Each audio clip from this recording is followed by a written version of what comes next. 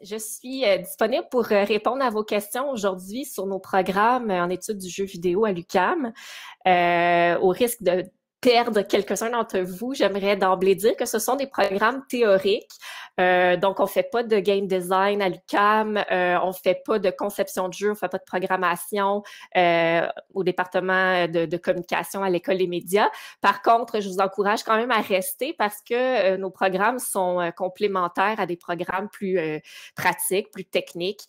Et puis, si vous aviez en tête de faire des programmes plus pratiques comme du design de jeu, mais ça pourrait peut-être éventuellement vous intéresser de venir faire un programme complémentaire plus théorique de maîtrise en jeu vidéo.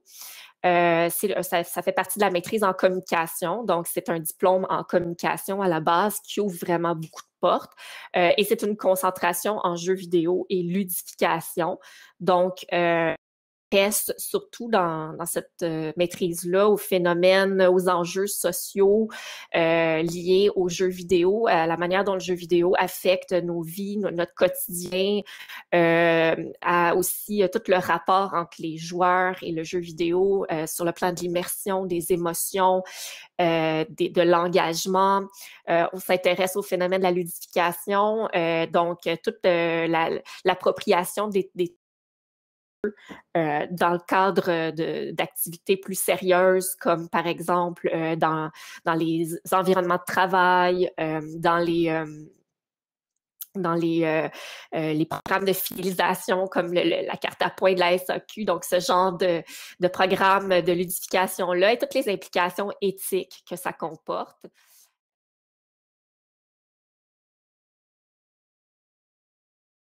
On va regarder un petit peu ensemble les cours qu'on offre à la maîtrise.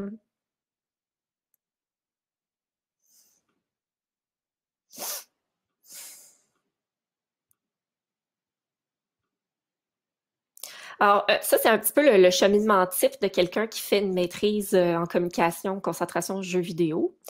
À la première session, il y a des cours de tronc commun qu'on donne, dans le fond, que vous suivez avec d'autres étudiants de la maîtrise qui vont finalement travailler sur toutes sortes d'objets comme le cinéma, la télévision, l'approche communication internationale, etc.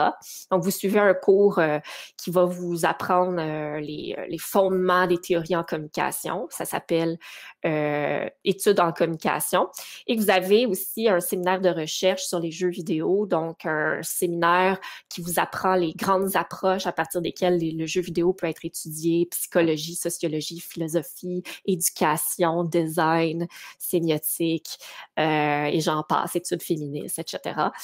Ensuite, vous prenez un cours de concentration. On les donne en alternance. Donc, cette année, par exemple, c'est le cours jeux vidéo et société qui se donne à la session d'automne et qui aborde plutôt les enjeux sociaux liés aux jeux vidéo, addiction, violence, toutes les paniques morales autour du jeu vidéo, la surveillance et les jeux vidéo aussi, donc tout le phénomène d'exploitation des données personnelles des joueurs, par exemple, les aspects aussi féministes liés aux jeux vidéo, donc les imageries sexistes dans les jeux vidéo, par exemple. C'est dans ce cours-là qu'on les aborde. Ensuite, à la session d'hiver, vous prenez un cours d'approche, un cours de méthodologie au choix. Que vous choisissez en fonction de votre projet de recherche parce que c'est une maîtrise avec mémoire. Donc, ça veut dire que vous devez rédiger un document d'une centaine de pages au terme de votre parcours sur le sujet de votre choix. Donc, c'est un mémoire avec... il y a aussi possibilité de faire un mémoire création, je dois dire. Un mémoire, donc, c'est un document d'une trentaine de pages accompagné d'une création et ça peut être un jeu vidéo. On n'a pas nécessairement les ressources professorales pour enseigner le design de jeu, par contre. Donc, si vous décidez de faire ça, vous devez être autonome à être capable de faire vous-même le jeu.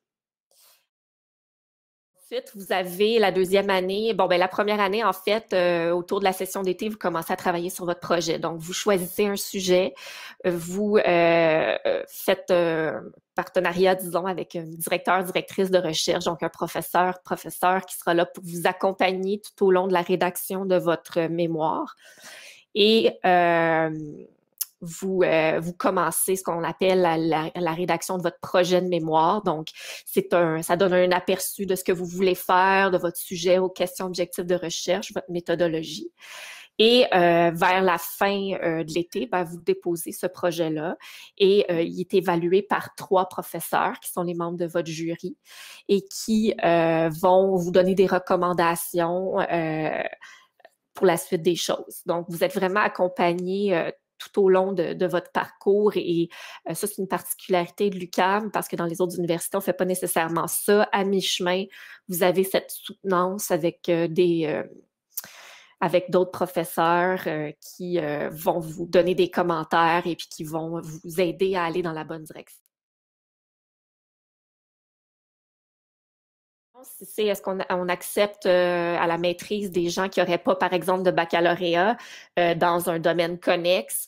Est-ce qu'on peut les accepter sur la base d'une expérience professionnelle? La question, c'est oui. On l'a déjà fait dans le passé. Il faut, à ce moment-là, peut-être rentrer en contact avec moi-même ou ma collègue, mon bon enfant, par courriel pour exposer la situation. Et puis, on peut regarder ça. On traite vraiment les dossiers de manière individuelle.